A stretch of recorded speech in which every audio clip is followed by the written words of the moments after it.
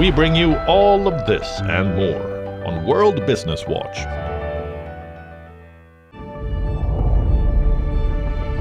The Earth is sending distress signals. Wildfires, droughts, and melting glaciers. Can we reverse the damage? Explore the harrowing effects of climate change. It's a wake-up call. Global emergency. Climate Tracker on WION World is One.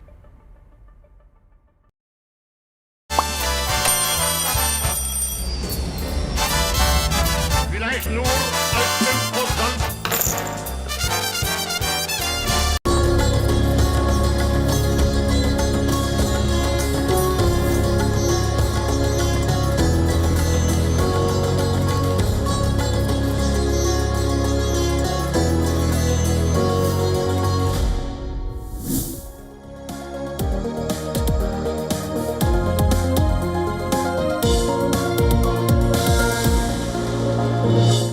Hello and welcome. You're watching Race to Power. My name is Mohammed Saleh. And on the show today, preparations are underway in Iraq for the country's parliamentary elections that are slated to be held on the 11th of November. The polls will determine Prime Minister Shia al-Sudani's and Iraq's future amidst the sensitive times in West Asia. And in Latin America, diplomatic tensions between Peru and Mexico have escalated after the Peruvian parliament, believe it or not, declares the Mexican president, Claudia Sheinbaum, to be persona non grata, marking another flashpoint in an already strained relationship. But let's, of course, start with this big story that's come in from the United States, where the United Nations Security Council has lifted sanctions on the Syrian President Ahmed al-Shara. The Council voted in favor of a US resolution to lift the sanctions ahead of the Syrian leader's visit to the White House next week. Now, the resolution was approved by 14 members of the Council, while China abstained. The vote has now delisted Ahmed al-Shara and his Interior Minister Anas Hassan Khattab from the ISIL and the Al-Qaeda sanctions list. Colleagues, with the adoption of this text, the Council is sending a strong political signal that recognizes Syria is in a new era since Assad and his associates were toppled in December 2024. There is a new Syrian government in place, led by President Ahmed al-Shara, that is working hard to fulfill its commitments on countering terrorism and narcotics, on eliminating any remnants of chemical weapons, and promoting regional security and stability, as well as an inclusive, Syrian-led and Syrian-owned political process. Now, the formal lifting of the sanctions is largely symbolic, as they had been waved off every time Ahmed al-Shara had needed to travel outside of Syria in his role as the country's leader. An assets freeze and also an arms embargo will also be lifted. Now, formerly affiliated with the Al-Qaeda, Ahmed al-Shara's group, the HTS, was delisted as a terror network by Washington as recently as July. And since taking charge in Damascus, the Syria's new leaders has sought to break from the violent extremist past and present a more moderate image to foreign powers. The move has been lauded by Syria, with Foreign Minister Asad al-Shabani writing on X, and I quote him here: "Syria expresses its appreciation to the United States and to the friendly nations for their support of Syria and its people." The President Donald Trump will be hosting Ahmed al-Shara for talks on the 10th of November, and Damascus has said that the Syrian leader will discuss issues that include the lifting of the remaining sanctions, reconstruction and counterterrorism during the visit. Now, Trump has also expressed hope that Syria will join other Arab nations that have normalized ties with the State of Israel under the so-called Abraham Accords. Now, the United States is reportedly preparing to establish a military presence at an airbase in Damascus. A report citing multiple sources have said that this will help enable a security pact that the Trump administration is brokering between Syria and Israel. The reporter further said that the base sits at the gateway of the parts of southern Syria that are expected to make up a demilitarized zone as part of a non-aggression pact between Syria and Israel. Now, though it will be Ahmed al-Shara's first visit to Washington, it will also be his second to the United States after a landmark trip in September, where he'd become the first Syrian president in decades to address the United Nations General Assembly in New York. All right, now to give us more updates on this, we're joined in this broadcast by our correspondent Susan Teherani, who's joining us live from New York. Susan, this is an interesting visit by Ahmed al-Shara, who will be hosted at the White House. Tell us more as to how this realignment is taking place, where Syria appears to be now back in the good books of the United States. Yeah, well, the United States was the pen holder at the UN Security Council for that draft resolution to be passed. And the U.S. side really worked tirelessly to try to get everyone on board. The resolution to lift the UN Security Council sanctions passed, 14 in favor. China abstained because it had some concerns about security and whatnot. As you mentioned, it is largely symbolic also because it does bring Syria back into the international realm. It shows a willingness by the international community to welcome Syria back into the international community after Bashar al-Assad. However, the United States has very stringent sanctions still imposed against Syria under the Caesars Act, which was drafted back in 2019. In order for those sanctions to be lifted and for the United States to do business with Syria one-on-one, then Congress would have to get involved and lift those sanctions. This does seem like a pathway for that and for that to sort of get revised or lifted completely. But as of now, the Caesar Act is still in place when it comes to the United States. However, it was very important because, as you mentioned, the lifting of these sanctions come as Ahmed al-Shara is visiting the White House for the first time, meeting President Trump, and it is expected that President Trump is going to ask Ahmed al-Shara to work as part of a coalition, an international coalition, to combat and defeat ISIL, ISIS, and Al-Qaeda. Thank you very much indeed, Susan Teherani, for joining us with those updates there. All right, now the Hungarian Prime Minister Viktor Orban will be meeting with the American President Donald Trump in Washington today. And this, of course, is going to be the first meeting between the two leaders since Trump's re-election last year. Recent American sanctions on Russian oil giants such as Rosneft and Lukoil will be on top of Orban's agenda. Now, Hungary depends heavily on Russian oil and gas and fears that domestic prices could skyrocket in the absence of Russian supplies. Now, Orban is expected to seek a waiver on American sanctions ahead of the bilateral meeting. Orban said that he has multiple suggestions for Trump on this subject, and he'll also ask him to accept one of the many options that he'll put forth. Here, I'm not asking for some kind of gift from the Americans or some kind of unusual thing.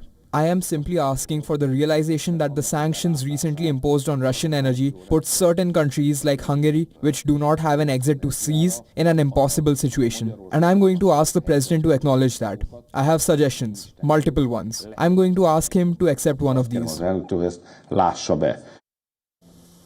Now, Orban will be accompanied by a large delegation that includes 6 ministers. Ahead of the meeting, the Hungarian Foreign Minister Peter Szijjártó said that Hungary will discuss a major economic and energy deal with Washington. Another important element on the agenda for discussions will be the creation of a major economic and energy cooperation package. We've been working hard on preparing this over the past weeks and months. Előkészítésén az elmúlt hetekben és hónapokban sokat dolgoztunk. Now, the two leaders are also expected to discuss the war in Ukraine. Last month, Budapest had been tapped to host a Russia-US summit, but Trump had called it off just before the date was set. Now, Orban has refused to send military aid to Ukraine and opposes Kiev's EU bid.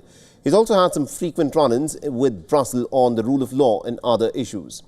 Now, Viktor Orban has been a long-time Trump ally. With crucial parliamentary elections coming up in April Experts believe that Trump may grant Hungary a waiver on oil sanctions, and that would be a victory that Orbán could sell at home to strengthen his position.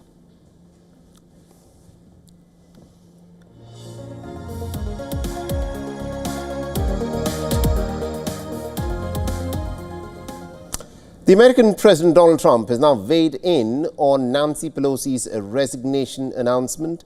Yesterday, the longtime Democrat Party leader has said that she will not be seeking a re-election in 2026. Now, Trump said that he's actually glad to hear it because he thinks Nancy Pelosi is evil. Listen in. Nancy Pelosi. Nancy Pelosi's retirement. I think she's an evil woman. I'm glad she's retiring. I think she did the country a great service by retiring. I think she was a tremendous liability for the country. And on Dick Cheney. I thought she was an evil woman who did a poor job, who cost the country a lot in damages and in reputation. I thought she was terrible. Thank you very much. All right, so that was Donald Trump saying exactly what he thinks about Nancy Pelosi. Now, Nancy Pelosi was the first woman to serve as the leader of the U.S. House of Representatives, and that's the lower house of the U.S. Congress. The House Speaker is second in the U.S. presidential line of succession, just after the Vice President. Now, Pelosi was in fact elected all the way back in 1987. The 85-year-old has represented the same area of San Francisco in the House for more than 40 long years. But on Thursday, she finally decided to call it time on her long career, saying that she will not seek re-election again. Thank you, San Francisco, for trusting me to be your voice in Congress. May God bless you, and may God bless the United States of America. Donald Trump and Nancy Pelosi have feuded right from 2017 onwards, right from his first term.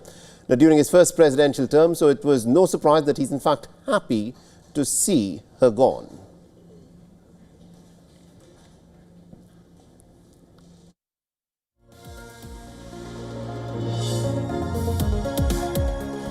Meanwhile, the Arab world apparently is embracing the newly elected mayor of the city of New York, Zohran Mamdani, and you must be wondering why.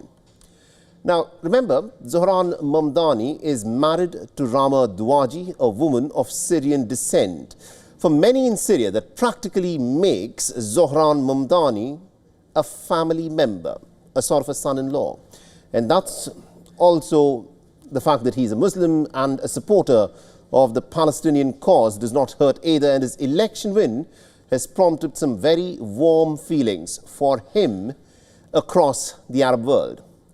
Now, the editor-in-chief of Al Jamhuriya, which is an independent Syrian media outlet, has said that he loves how Syrians are now calling Zohran Mamdani their brother-in-law. Now, he wasn't alone. Abdul Karim Bakr, a Syrian scholar with a massive following on social media, has said that he's thrilled that the new mayor of New York City is actually their brother-in-law, but even more thrilled that he speaks for the marginalized, the working class and the poor people of New York. But where did this brother-in-law tag actually come from? Well, from Mamdani himself. A viral campaign video shows the 34-year-old addressing the New Yorkers in very fluent Levantine Arabic as he grins and pours himself a glass of mint tea. He then goes on to say, "I might look like your brother-in-law from Damascus." بعرف شو عم تفكروا، شكلي كأني صهركم من الشام، بس العربي تبعي بده شوية شغل. Now, another clip shows Zohran Mamdani at the Bodega, the small convenience shop in the city that is often owned by Arabs. They're talking to a cat named Egypt and promising the shop owner a rent freeze in near-perfect Egyptian. Mamdani is mayor with global roots. He was born in Kampala in Uganda. He then moved to South Africa before migrating with his Indian parents, filmmaker Meera Nair and scholar Mahmood Mamdani, to the United States, where he became a citizen only as recently as 2018. As such, he used Bollywood as a communication tool. Campaign videos went viral by incorporating the iconic Bollywood dialogues, including those of superstars Amitabh Bachchan and Shah Rukh Khan. तुमने कभी किसी को vote किया? कभी किसी को rank किया? Now, even in his victory, Mamdani did not shy away from showing his love for Bollywood and his Indian roots. Just immediately after his victory speech, the crowd cheered in unison as the title track of Dhoom played in the background. Now, Mamdani will take the office of the New York's mayor on the 1st of January next year.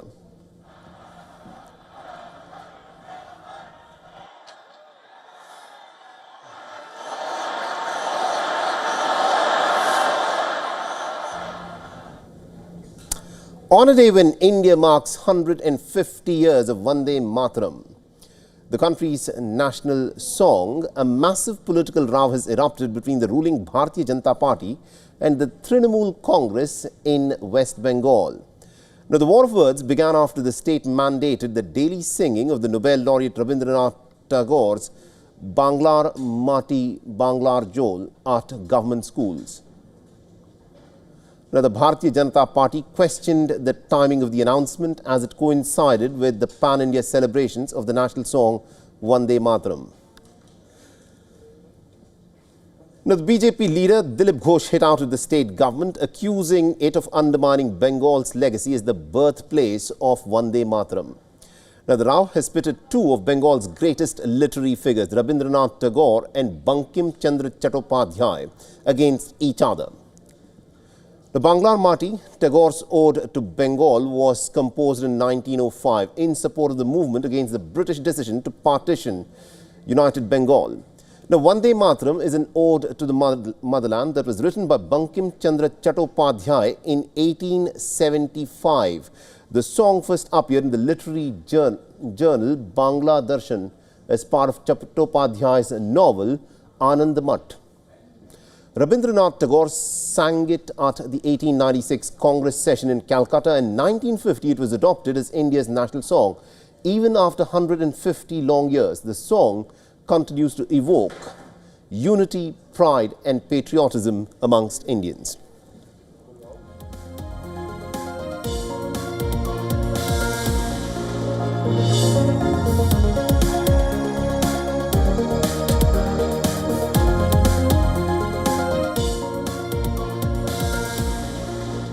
Now, Iraq heads to polls next week. The election will determine the country's future amid some pretty sensitive times. The main vote is to elect the members of Iraq's Council of Representatives. The body responsible for choosing the country's next prime minister will take place on the 11th of November. But internally displaced people and members of the security forces will cast their ballots just 2 days earlier on Sunday. Now, Iraq's Independent High Electoral Commission has said that it has completed its preparations for the election. And Iraq's southern city of Basra has begun distributing the ballot boxes and other electoral equipment as preparations continue ahead of the country's parliamentary elections. For the first time, I am voting. It's a sweet and special feeling that makes you feel change and makes you feel like a young person who wants to be successful in Iraq, to help build it, because Iraq has levels. You must build the foundation, the basis, which is your voice and the voice of the community. If you complete the foundation, things will move forward.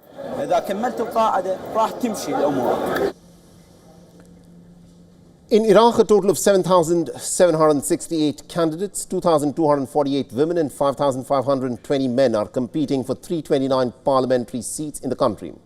Prime Minister Mohammad Shia al-Sudani has said that he expects the voter turnout to be higher than last year's roughly 40%, which was down from around 80% 2 decades ago. While the ceasefire in the Gaza Strip may have reduced regional tensions, fears remain of another round of conflict between Israel and Iraq's neighbor Iran. Iraq has managed to stay on the sidelines during the Israel-Iran war back in June. Now, Baghdad also faces increasing pressure from Washington over the presence of Iran-linked armed groups in Iraq. Now, Iraq's Prime Minister al-Sudani came to power in 2022 with the backing of the group of pro-Iran parties, but he has since sought to balance Iraq's relations with Tehran and Washington. The 11th of November vote will determine whether he gets a second term.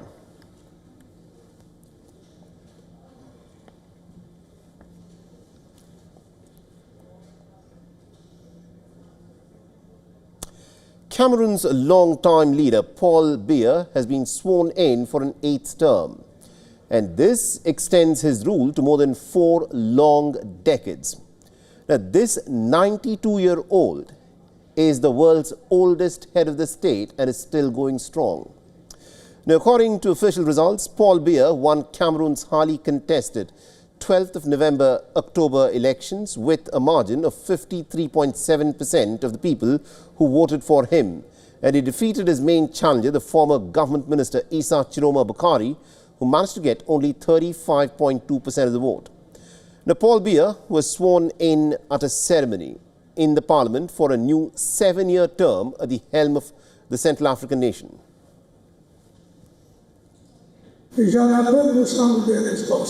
I appeal to everyone's sense of responsibility. I am addressing all those who are working to incite hatred and violence in our country, particularly some of our compatriots in the diaspora. Cameroon does not need a post-election crisis with potentially dramatic consequences, as has been seen elsewhere.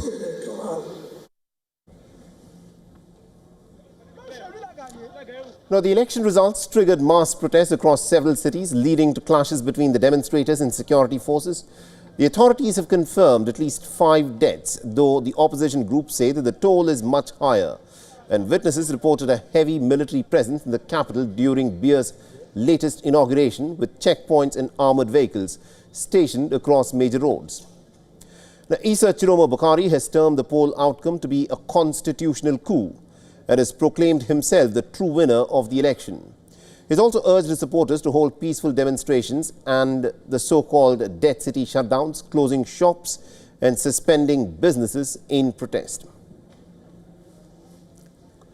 And our correspondent Louisa Olani has sent us this report. Listen in. It's been mixed reactions in and outside Cameroon as the world's oldest president has been sworn in for 8th term in Cameroon on Thursday, despite outcry by opposition. Paul Biya, 92, promised to restore order in the country gripped by post-election violence, describing the electoral process as satisfactory and praised the electoral body. He offered condolences to victims of the protest and blamed those he called irresponsible politicians. Biya also congratulated the security forces for containing the protest, but failed to address complaints of excessive use of force. We recall the announcement of the result led to deadly protests across the country, which saw at least 14 people killed and more than 1,200 arrested, according to the National Human Rights Commission, although the government claimed only 5 deaths. Will his 8th term bring the much-needed reforms Cameroonians crave? Only time will tell. From Lagos, Nigeria, Louisa Olani, WION for this one. Amidst the escalating diplomatic tensions, Peru's Congress has voted to declare the Mexican President Claudia Sheinbaum to be persona non grata. The declaration was passed in a 63-33 vote by Peru's Congress, and the move has come just days after Mexico granted asylum to the former Peruvian Prime Minister Betsy Chavez, and this prompted Peru to break off its formal ties with Mexico. Taking into account the repeated occasions on which the current and former presidents of that country have intervened in the internal affairs of Peru, the Peruvian government has decided today to break off diplomatic relations with Mexico. Now, this marks another flashpoint in an already tense relationship. The tensions date back to when Peru's former president, Pedro Castillo, was ousted and imprisoned for trying to dissolve the Congress and to seize power. And this was back in December 2022. Now, Peru had earlier expelled Mexico's ambassador after it granted asylum to Castillo's wife and children. The prosecutors in Peru are seeking a 25-year prison sentence for the former Prime Minister Chavez, accusing her of helping Castillo in his failed coup attempt. Now, Chavez was arrested last year but later released on bail. She denies all charges. This latest diplomatic break complicates the regional cooperation across Latin America.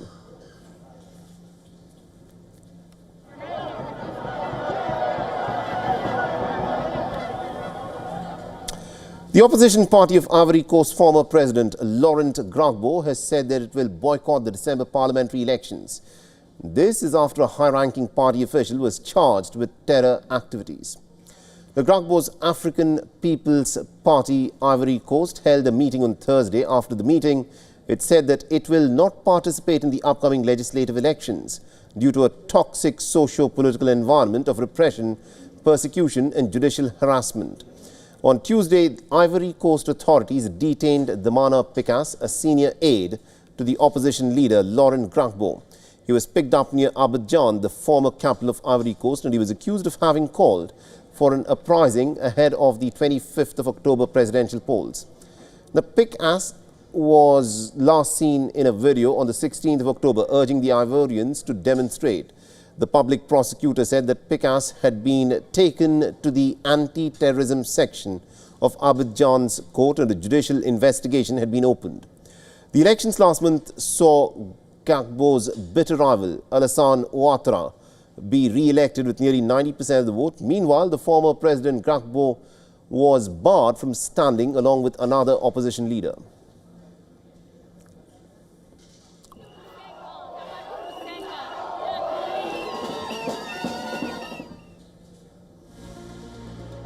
And with that, it's a wrap on this edition of Race to Power. This is Mohammed Saleh signing off. Thanks for watching.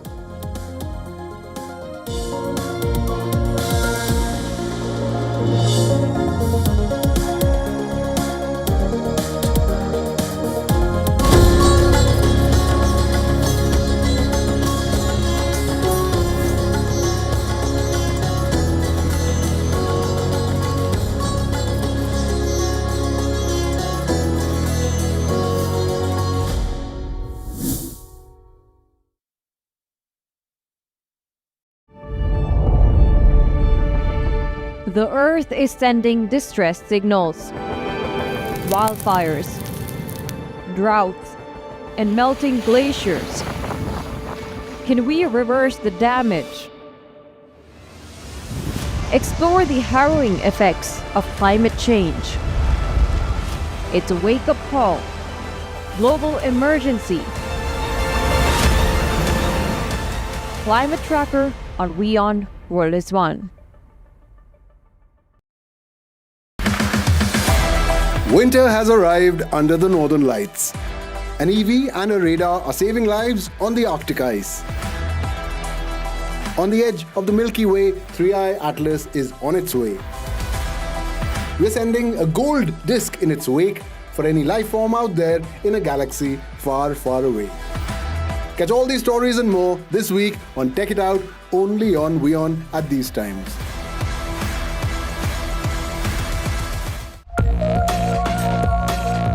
As big Hollywood films fail to draw viewers to cinema halls, take a look at the box office report card of the recent months. Message from Morgan. He's cuter than I expected. Know why viewers are returning to the first season of Nobody Wants This. Hi, this is Ayushmann Khurrana. And meet Indian actor Ayushmann Khurrana. All this and much more with me, Diksha Bisla, on WION at these times. Another deadly earthquake rocks Afghanistan. Why is a South Asian nation prone to so many quakes? Bangladesh political parties remain divided over the July Charter. Will Muhammad Yunus be able to hold elections on time in February? From Guru Nanak Jayanti celebrations in Pakistan to a spectacular sight in Varanasi on the occasion of Dev Deepavali, we will tell you all about the festivals of India. All this and much more on Inside South Asia. The stress of our world can take a toll on our physical and emotional health. Here, in New York's Catskill Mountains, lies a luxurious place of healing called WION Wellness Center. The WION Wellness